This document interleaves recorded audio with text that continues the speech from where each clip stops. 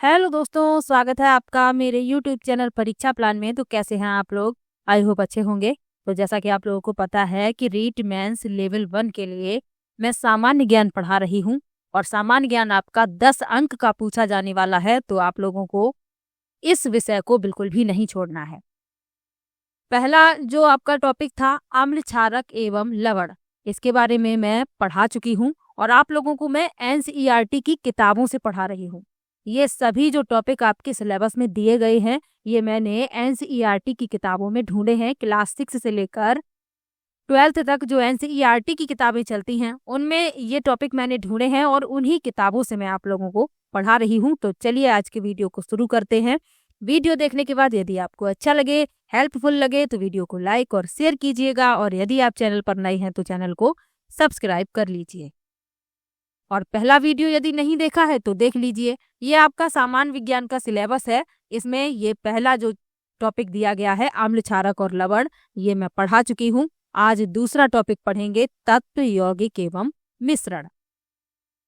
उसके बाद भौतिक एवं रासायनिक परिवर्तन के बारे में, फिर गति के बारे में, बल तथा गति के नियम पढ़ेंगे, फिर काश के बारे में, कोशिका संरचना एवं प्रकार, जीवों में श्वसन एवं परिवहन और जंतुओं में जनन। इतने टॉपिक आपको सामान्य विज्ञान में पढ़ने हैं। तो चलिए वीडियो को शुरू करते हैं। अब आपका ये जो टॉपिक दिया गया है तत्व यौगिक एवं मिश्रण, तो ये टॉपिक मुझे मिला है क्लास 9th की साइंस की बुक में। क्लास 9th की जो एनसीईआरटी की साइंस की बुक है और उसी में इसे अच्छे से बताया गया है, अच्छे से डिफाइन किया गया है। तो यही वो चैप्टर है जिसमें ये टॉपिक मुझे मिला है। तो चलिए पढ़ लेते हैं। सबसे पहले तत्व के बारे में, फिर यौगिक के बारे में, फिर मिश्रण के बारे में। तो चलिए तत्व के बारे में पहले पढ़ लेते हैं, फिर उसके बाद पढ़ेंगे यौगिक के बारे में, फिर पढ़ेंगे मिश्रण के बारे में। क्लास 9th की बुक के दूसरे चैप्टर में ये टॉपिक मुझे मिला है। तो चलिए शुरू करते हैं। लिखा है शुद्ध पदार्थों के क्या प्रकार हैं। तो पदार्थों को उनके रासायनिक संगठन के आधार पर तत्वों या यौगिकों में वर्गीकृत किया जा सकता है। यानी जो पदार्थ होते हैं शुद्ध पदार्थ, उनको उनके रासायनिक संगठन के आधार पर तत्वों में और यौगिकों में वर्गीकृत किया जाता है। सबसे पहले लिखा है तत्व क्या होता है। ध्यान से समझ लीजिए, आपका एक प्रश्न तो जरूर मिलेगा यहाँ से और आपको परेशान होने की जरूरत भी नहीं है। सभी किताबें मैंने इकट्ठा की, फिर इन किताबों में आपके टॉपिक मैंने ढूंढे और इसीलिए सीधा इन्हीं किताबों से मैं पढ़ा रही हूँ। चलिए तत्व के बारे में पढ़ लेते हैं। लिखा है रॉबर्ट बायल पहले वैज्ञानिक थे जिन्होंने सन 1661 में सर्वप्रथम तत्व शब्द का प्रयोग किया। याद रखिएगा, रॉबर्ट बायल ने 1661 में सबसे पहले तत्व शब्द का प्रयोग किया। फ्रांस के रसायनज्ञ एंटोनी लॉरेंट लवाइजिए ने सबसे पहले तत्व की परिभाषा को प्रयोग द्वारा प्रतिपादित किया। तो दोनों ही वैज्ञानिक के नाम याद रखिएगा। उनके अनुसार तत्व पदार्थ का वह मूल रूप है जिसे रासायनिक प्रतिक्रिया द्वारा अन्य सरल पदार्थों में विभाजित नहीं किया जा सकता, और यही तत्व की परिभाषा है। किसके अनुसार बताई गई है? ये बताई गई है एंटोनी लॉरेंट लवाइजिए ने। इन्होंने सबसे पहले तत्व की परिभाषा दी और उनके अनुसार उन्होंने तत्व की परिभाषा क्या दी कि तत्व पदार्थ का वह मूल रूप है जिसे रासायनिक अभिक्रिया द्वारा या रासायनिक प्रतिक्रिया द्वारा अन्य सरल पदार्थों में विभाजित नहीं किया जा सकता है। तत्वों को साधारणतया धातु, अधातु तथा उपधातु में वर्गीकृत किया जाता है। तो धातुएं आप लोग जानते ही हैं, सोना, चांदी, लोहा, ये सभी क्या है? ये धातुएं हैं और ये तत्वों का वर्गीकरण ही है। तो तत्वों को धातु, अधातु और उपधातु में वर्गीकृत किया जाता है। तीनों के नाम याद रखने हैं आपको, उदाहरण भी याद रखने हैं। धातुएं प्रायः दिए हुए निम्न गुणधर्मों में से सभी को या कुछ को प्रदर्शित करती हैं। तो आपको यहाँ से तत्व की परिभाषा याद कर लेनी है कि तत्व क्या है? पदार्थ का वह मूल रूप है जिसे रासायनिक प्रतिक्रिया द्वारा अन्य सरल पदार्थों में विभाजित नहीं किया जा सकता, और तत्वों को साधारणतः धातु, अधातु और उपधातु में वर्गीकृत किया जाता है। इतना याद रखिएगा, याद भी हो गया होगा आपको। अब धातुओं के बारे में कुछ गुणधर्म बताए गए हैं। तो ये सभी गुणधर्म, कुछ धातुएं सभी का पालन करती हैं और कुछ इनमें से कुछ का पालन नहीं करती हैं। चलिए इनके गुणधर्म पढ़ लेते हैं।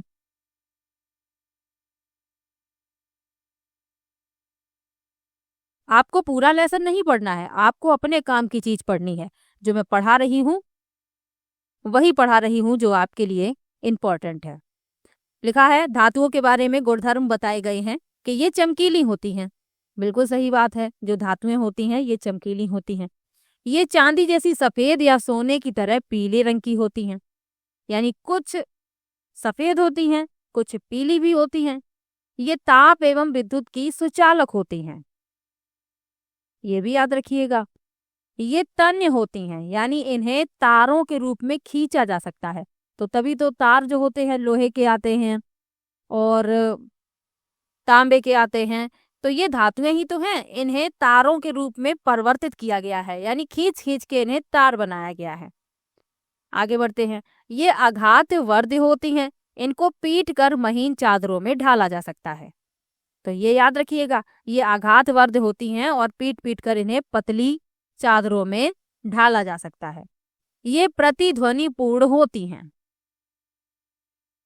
आगे बढ़ते हैं। सोना चांदी उदाहरण दिए गए हैं। तांबा, लोहा, सोडियम, पोटेशियम इत्यादि इत्यादि धातु के उदाहरण हैं।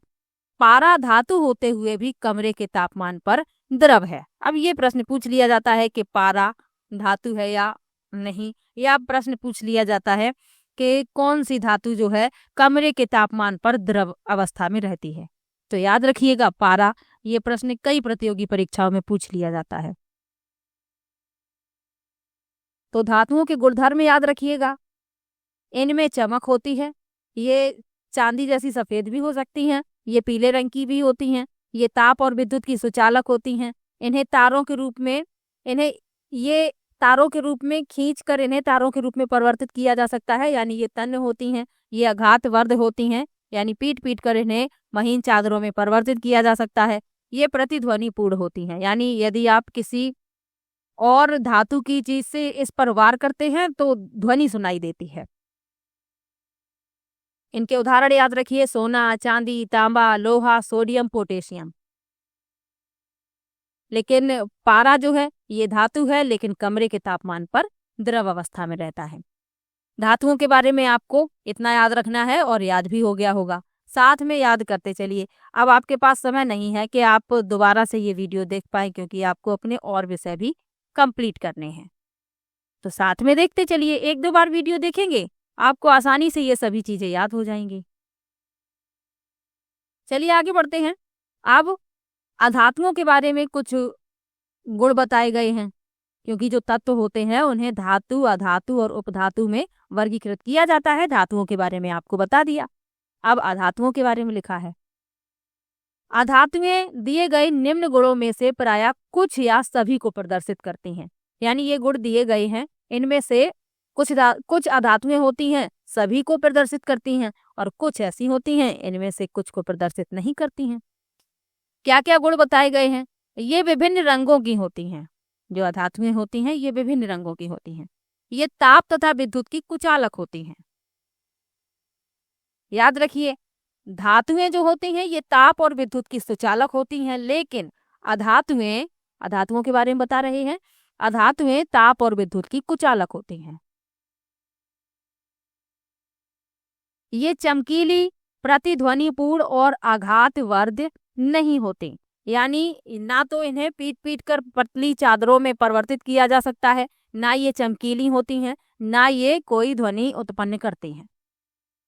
तो ये याद रखिएगा। आगे बढ़ते हैं। इनके उदाहरण दिए गए हैं। Hydrogen, oxygen, iodine, carbon, bromine, chlorine इत्यादि अधातुओं के उदाहरण हैं। तो ये याद रखिए इनके उदाहरण।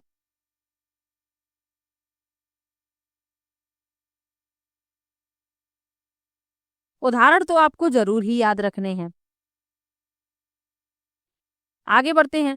कुछ तत्व धातु और अधातु के बीच के गुणों को दर्शाते हैं, जिन्हें उपधातु कहा जाता है, जैसे बोरॉन, सिलिकॉन, जर्मेनियम। तो तत्वों को धातु, अधातु और उपधातु में वर्गीकृत किया गया है।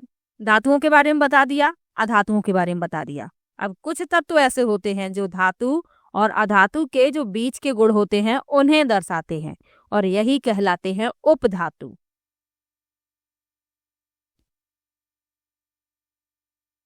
इनके उदाहरण क्या है? बोरॉन है, सिलिकॉन है, जर्मेनियम है।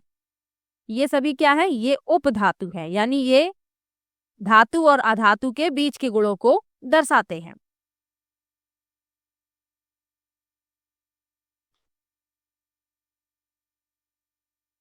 इसके अलावा और भी उपधातु के उदाहरण याद रखिए, जैसे आर्सेनिक है, एंटीमनी है। ये भी क्या है? ये उपधातु हैं। चलिए आगे बढ़ते हैं। लिखा है अभी तक ज्ञात तत्वों की संख्या 100 से अधिक है। यहाँ एक इम्पोर्टेंट फैक्ट दिया गया है अलग से, और इसमें बताया गया है कि अभी तक जो ज्ञात तत्व हैं उनकी संख्या 100 से अधिक है। इनमें से 92 तत्व प्राकृतिक हैं, जबकि शेष मानव निर्मित है। यानी जितने भी ज्ञात तत्व हैं उनकी संख्या 100 से अधिक है, 92 तत्व प्राकृतिक हैं, और जो शेष बचे हुए हैं वो मानव निर्मित हैं। आगे लिखा है अधिकतर तत्व ठोस हैं। 11 तत्व कमरे के तापमान पर गैसें हैं। 2 तत्व पारा तथा ब्रोमीन कमरे के तापमान पर द्रव हैं। तो इसमें पारा जो है ये धातु है और ब्रोमीन क्या है? अधातु है। ये भी अंतर याद रखिए, यहाँ तत्वों के बारे में बताया गया है, यानी तत्वों को ही तो वर्गीकृत किया गया है धातु, अधातु और उपधातु में। तो 2 तत्व ऐसे हैं, पारा और ब्रोमीन, ये कमरे के तापमान पर द्रव होते हैं, और गैलियम तथा सीजियम तत्व कमरे के तापमान से कुछ अधिक तापमान पर द्रव अवस्था ले लेते हैं, यानी 303 केल्विन से कुछ अधिक तापमान पर ये द्रव अवस्था ले लेते हैं। तो तत्व के बारे में आपने पढ़ लिया है, तत्व क्या है, तत्व को कितने रूपों में वर्गीकृत किया गया है, तत्वों की ज्ञात संख्या कितनी है, कौन से तत्व कमरे के तापमान पर द्रव होते हैं, कौन से कमरे के तापमान पर गैसें हैं, ये सब कुछ आपने पढ़ लिया है। तत्व आपका कंप्लीट हो गया है। चलिए आगे बढ़ते हैं। अब पढ़ेंगे यौगिक के बारे में। चलिए आगे बढ़ते हैं। लिखा है यौगिक। तत्व के बारे में आपको पढ़ा दिया है, अब लिखा है यौगिक के बारे में। चलिए यौगिक के बारे में पढ़ लेते हैं। एक यौगिक वह पदार्थ है जो कि 2 या 2 से अधिक तत्वों के नियत अनुपात में रासायनिक तौर पर संयोजन से बना है। तो आपको परिभाषा याद रखनी है कि यौगिक क्या होता है? वह पदार्थ होता है जो 2 या 2 से अधिक तत्व के बारे में आपको बता ही दिया है। तो 2 या 2 से अधिक तत्वों के नियत अनुपात में रासायनिक तौर पर संयोजन से बनता है।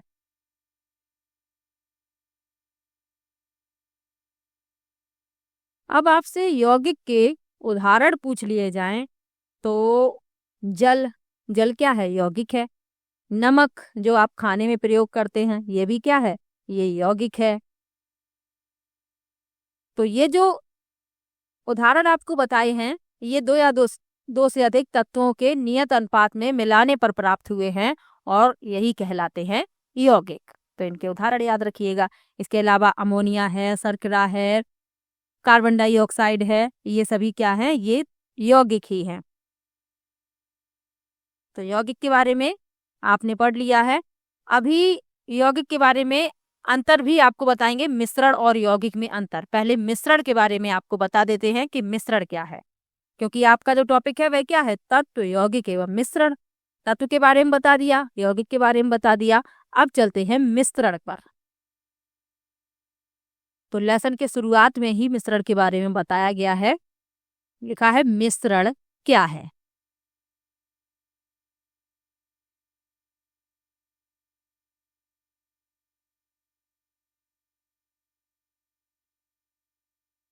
मिश्रण एक या एक से अधिक शुद्ध तत्वों या यौगिकों से मिलकर बना होता है। तो तभी तो मैंने आपको पहले तत्व के बारे में बताया, फिर यौगिक के बारे में बताया, तो आपको मिश्रण की परिभाषा अच्छे से समझ में आएगी।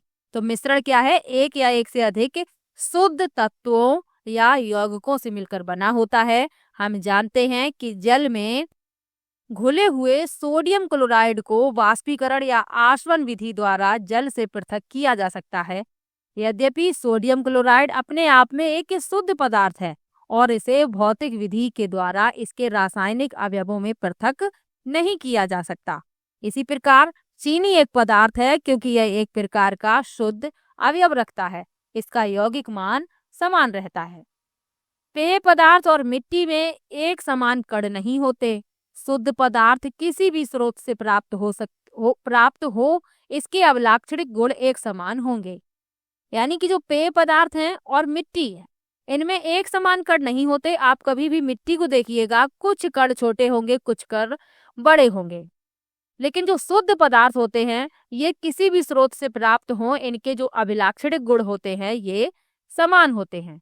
इस प्रकार हम कह सकते हैं कि मिश्रण में एक से अधिक शुद्ध पदार्थ होते हैं। तो ये याद रखिएगा, जो मिश्रण होता है इसमें शुद्ध पदार्थ होते हैं एक से अधिक। तो मिश्रण की परिभाषा याद रखिएगा। मिश्रण जो है एक या एक से अधिक शुद्ध तत्वों या यौगिकों से मिलकर बनते हैं। आगे बढ़ते हैं, मिश्रण के प्रकार बताए जा रहे हैं। लिखा है अवयवों की प्रकृति के अनुसार विभिन्न प्रकार के मिश्रणों का निर्माण होता है। इस प्रकार मिश्रण के कई प्रकार होते हैं। अब मिश्रण के प्रकार पर समझने के लिए हमें क्रियाकलाप पढ़ना पड़ेगा। छोटा सा क्रियाकलाप है, पढ़ लेते हैं ताकि आप लोगों को अच्छे से समझ में आ जाए। एनसीईआरटी की किताबों में क्रियाकलाप इसीलिए दिए गए हैं ताकि बच्चे जो हैं अच्छे से समझ सकें, और ये क्रियाकलाप करवाई भी जाते हैं बच्चों को क्लास में। लेकिन हमें सिर्फ समझना है, पढ़ना है, समझना है। लिखा है कक्षा को आ, बा, सा और दा समूह में बांटें। यानी कक्षा जो है उसे 4 समूहों में बांट लेना है। एक बीकर जिसमें 50 ml जल और 1 चम्मच कॉपर सल्फेट चूर्ण हो, ये समूह आ को देना है। यानी जो आ समूह है उसे क्या देना है, एक बीकर में 50 ml जल और क्या देना है, 1 चम्मच कॉपर सल्फेट चूर्ण। समूह बा जो है इसे क्या देना है, इसे एक बीकर में 50 ml जल और 2 चम्मच कॉपर सल्फेट चूर्ण। कॉपर सल्फेट और पोटेशियम परमैंगनेट या साधारण नमक जिसे सोडियम क्लोराइड कहते हैं, ये समूह सा और दा को दें। लेकिन क्या करना है, दोनों को अलग अलग मात्रा देनी है। 4 समूह बनाए हैं, चारों को हमने प्रयोग के लिए जो सामान था उसे दे दिया।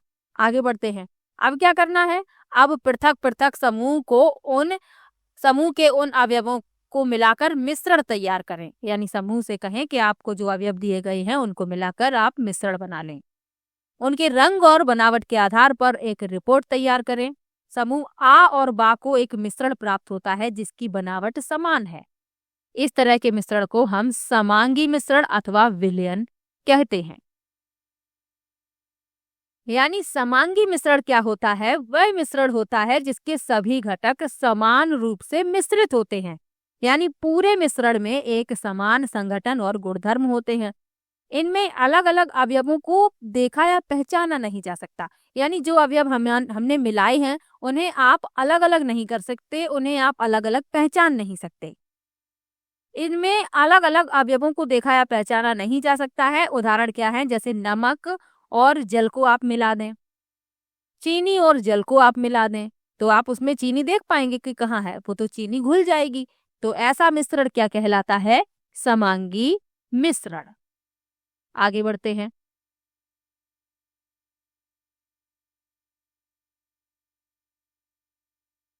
तो समूह आ और बा को जो मिश्रण प्राप्त हुआ है वह कैसा है, समांगी मिश्रण है।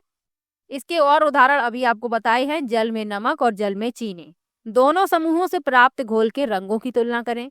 यद्यपि दोनों समूह के पास कॉपर सल्फेट का घोल है, लेकिन उन दोनों घोल के रंगों की तीव्रता पृथक पृथक है। यह दिखलाता है कि समांगी मिश्रण पृथक पृथक संगठन रखते हैं। समूह सा और दा ने जो मिश्रण प्राप्त किया है उनके अंश भौतिक दृष्टि से पृथक हैं। इस तरह के मिश्रण को विषमांगी मिश्रण कहते हैं। सोडियम क्लोराइड और लोहे की छीलन, नमक और सल्फर, जल और तेल, ये क्या है, विषमांगी मिश्रण है। यानी आप 2 अवयवों को मिलाएं और अवयव आपको अलग अलग दिखाई देते रहें तो ऐसा मिश्रण कहलाएगा विषमांगी मिश्रण। और समांगी मिश्रण में क्या होगा, अवयव आप अलग अलग देख ही नहीं पाएंगे।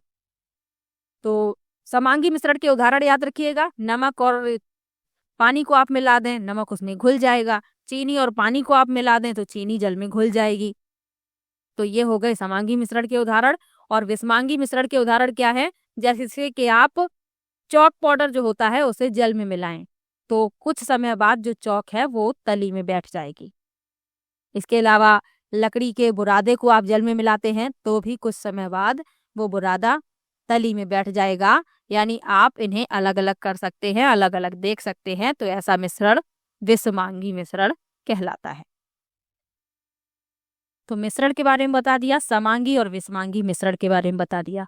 अब लिखा है विलयन। विलयन क्या है, लिखा है विलयन दो या दो से अधिक पदार्थों का समांगी मिश्रण है। आप प्रतिदिन बहुत प्रकार के विलयनों को देखते हैं। नींबू जल, सोडा जल आदि विलयन के उदाहरण हैं। प्रायः हम एक विलयन को ऐसे तरल पदार्थ के रूप में विचार करते हैं जिसमें ठोस, द्रव या गैस मिले हों। लेकिन प्रकृति में ठोस विलयन और गैसीय विलयन भी होते हैं। एक विलयन के कणों में समांगिकता होती है। उदाहरण के लिए नींबू जल का स्वाद सदैव समान रहता है। यह दर्शाता है कि विलयन में चीनी और नमक के कण समान रूप से वितरित होते हैं। तो विलयन की परिभाषा याद रखिएगा। अब यहाँ पर मिश्र धातुओं के बारे में बताया जा रहा है। तो ये धातुओं के समांगी मिश्रण होते हैं। यानी मिश्र धातुएं क्या हैं, धातुओं के समांगी मिश्रण हैं जिन्हें भौतिक क्रिया द्वारा अवयवों में पृथक नहीं किया जा सकता है। लेकिन फिर भी मिश्र धातुओं को मिश्रण माना जाता है क्योंकि ये अपने घटकों के गुणों को दर्शाते हैं और पृथक पृथक संगठन रखते हैं।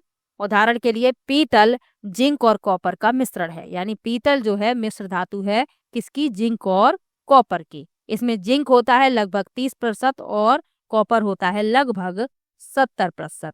और भी मिश्र धातुएं हैं जैसे कांसा है, ये भी मिश्र धातु है। तो याद रखिएगा। आगे बढ़ते हैं।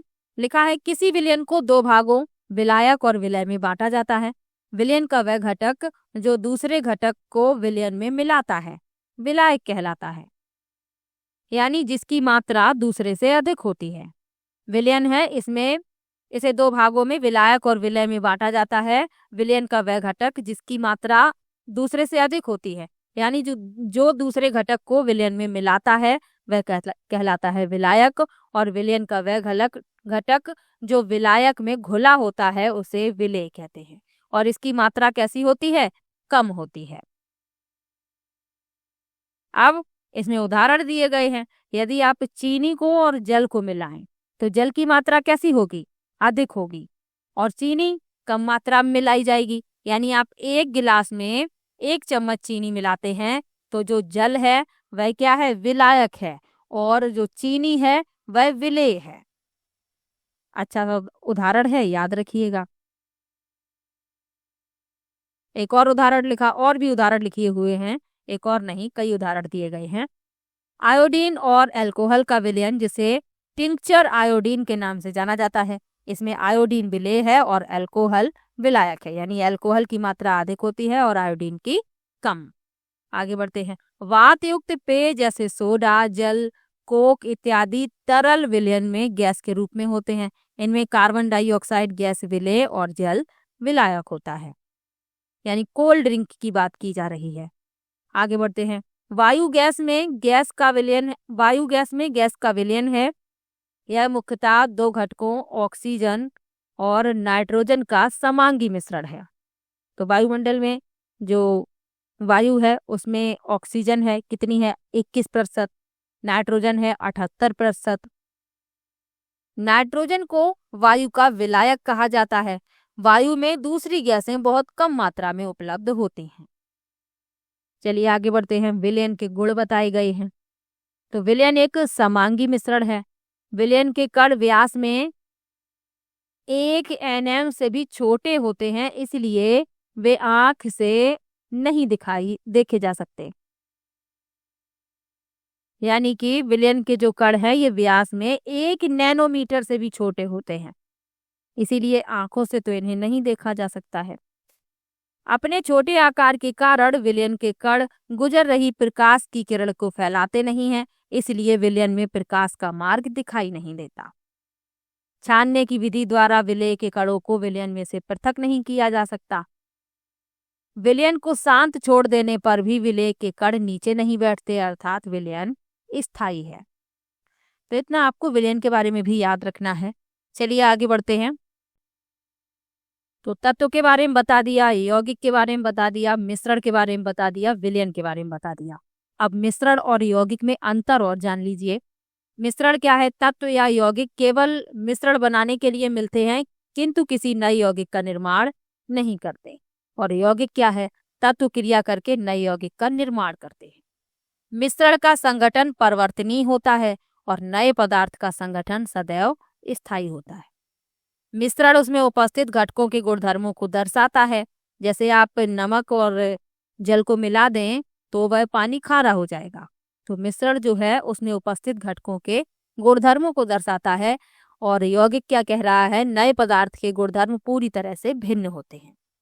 घटकों को भौतिक विधियों द्वारा सुगमता से पृथक किया जा सकता है, लेकिन घटकों को केवल रासायनिक या वैद्युत रासायनिक प्रक्रिया द्वारा ही पृथक किया जा सकता है। तो मिश्रण और यौगिक में अंतर और याद रखिएगा। तो आपका ये टॉपिक था जिसमें तत्व, यौगिक और मिश्रण के बारे में जानना था, वो आपको बता दिया है। और सामान्य विज्ञान है तो आपको ज़्यादा परेशान होने की जरूरत नहीं है। आपका जो प्रश्न बनेगा वो साधारण तरीके से ही पूछा जाएगा। लेकिन यदि आपका लेवल 2 में साइंस विषय है तो आपको पूरा डिटेल में पढ़ने की जरूरत है। सामान्य विज्ञान में आपको जो टॉपिक दिए गए हैं उनके बारे में जानकारी होनी चाहिए, उसी से संबंधित प्रश्न पूछ लिए जाएंगे। बाकी आप परेशान मत होइएगा, मैं इंपॉर्टेंट क्वेश्चन की प्रैक्टिस भी करवा दूंगी। और आपको कहीं पर भी कोई भी समस्या हो इस एग्जाम में तो आप मुझे इंस्टाग्राम पर फॉलो कर सकते हैं, वहां पर आप मुझसे डायरेक्ट मैसेज करके पूछ सकते हैं। तो चलिए मिलते हैं नेक्स्ट वीडियो में। वीडियो कैसा लगा कमेंट में जरूर बताइएगा। वीडियो को लाइक और शेयर भी कीजिएगा। मिलते हैं नेक्स्ट वीडियो में, तब तक के लिए बाय बाय।